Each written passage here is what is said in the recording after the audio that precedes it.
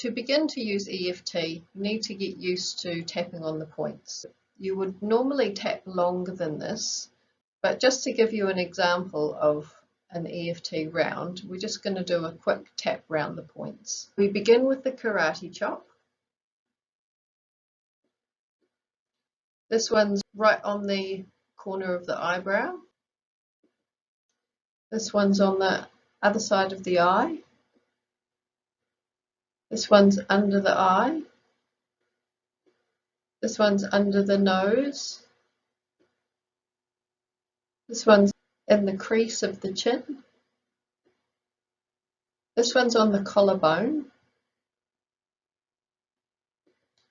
This one's under the arm. For the women, it's along the bra strap. And the last one's on top of the head. So that's one round of EFT.